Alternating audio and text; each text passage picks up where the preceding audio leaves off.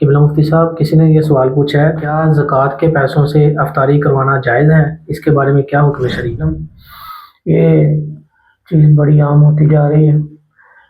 کچھ انفرادی طور پر بھی لوگ مسجدوں کے اندر کھانا وغیرہ بھیج کر زکوٰۃ کے پیسے سے وہ یہ سمجھتے ہیں کہ زکوٰۃ ادا ہو جائے گی، یا پھر کچھ ایسی تنظیمیں این جی اوز بھی ہوتی ہیں، وہ لوگوں سے پیسے لیتے ہیں یا وہ کھانا بھیج دیتے ہیں، پھر وہ راستے میں یا کوئی مخصوص جگہ پر افطاری کا انتظام کرتے ہیں. تو اصل میں نا زکوٰۃ کے لیے دو چیزیں لازمی ہیں.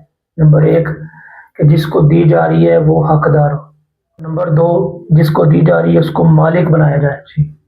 اب اگر آپ مسجد کے اندر افطاری بھیج رہے ہیں اور افطار کرنے والا حقدار ہی نہ ہو تو پھر میتری بھی آدمی آ جاتا ہے افطاری کرنے، اور دوسرا راستے میں افطاری آپ کرا رہے ہیں یا کسی گراؤنڈ کے اندر، پارک کے اندر یا کسی ایسی مخصوص جگہ پر اعلان کرتے ہیں، لوگ جمع ہو جاتے ہیں، تو کیا وہاں پر سارے حقدار ہوں گے؟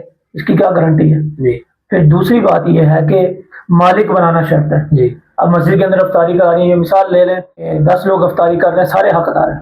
کیا مالک بنانے کے لیے ضروری ہے کہ اس کو آپ کھانا دے رہے ہیں اس کی مرضی ہے وہ وہاں بیٹھ کے کھائے یا گھر پہ لے جائے؟ مالک ہے وہ. مالک ہے، لیکن وہاں سے اٹھ کے جائے گا تو معیوب سمجھیں گے، آپ باتیں کریں گے، نہیں بھائی یہاں بیٹھ کے کھاؤ. تو اس طرح زکوٰۃ تو ادا نہیں ہوتی. راستے میں افطاری کرا رہے ہوتے، کیا یہ ہوتا ہے کہ آپ یہ کھانا لے جائیں گھر پہ جا کے کھا لیجیے گا؟ نہیں، وہاں بٹھاتے ہیں، دسترخوان لگا کے کھانا کھلا رہے ہوتے ہیں. جی. تو پتہ یہ چلا کہ زکوٰۃ کے لیے دو چیزیں ضروری ہیں. نمبر ایک سامنے والا حقدار ہو، نمبر دو مالک بنانا شامل ہے.